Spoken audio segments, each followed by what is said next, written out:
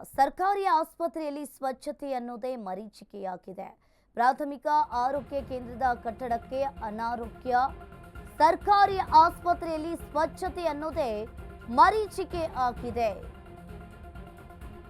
ಹಾವೇರಿಯ ತವರ ಮೆಳ್ಳಹಳ್ಳಿ ಗ್ರಾಮದ ಆರೋಗ್ಯ ಕೇಂದ್ರ ಆಸ್ಪತ್ರೆ ಆವರಣದಲ್ಲಿ ಕಸ ಮತ್ತು ಕೃಷಿಗೆ ಸಂಬಂಧಿತ ವಸ್ತು ಸ್ವಚ್ಛತೆ ತಡೆ ಗಮನ ಹರಿಸದ ಸಿಬ್ಬಂದಿ ಹಾಗೂ ಸಾರ್ವಜನಿಕರು. ಸೊಳ್ಳೆ ಕೀಟಗಳ ತಾಣವಾದ ಪ್ರಾಥಮಿಕ ಆರೋಗ್ಯ ಕೇಂದ್ರ. ಇನ್ನು ಆರೋಗ್ಯ ಕೇಂದ್ರ ಆವರಣದಲ್ಲಿಗೆ ದನ ಕಟ್ತಾ ಇದ್ರು ಜನ. ಇನ್ನು ಸರ್ಕಾರಿ ಆಸ್ಪತ್ರೆಯಲ್ಲಿ ಸ್ವಚ್ಛತೆ ಅನ್ನೋದೇ ಒಂದು ರೀತಿಯಾಗಿ ಮರೀಚಿಕೆ ಆಗಿರುವಂಥದ್ದು. ನೀವು ಕೂಡ ದೃಶ್ಯಾವಳಿಯಲ್ಲಿ ನೋಡ್ತಾ ಇರ್ಬೋದು. ಪ್ರಾಥಮಿಕ ಆರೋಗ್ಯ ಕೇಂದ್ರದ ಕಟ್ಟಡಕ್ಕೆ ಈಗ ಅನಾರೋಗ್ಯ ಅಂಟಿಕೊಂಡಂತೆ ಕಾಣಿಸ್ತಾ ಇದೆ.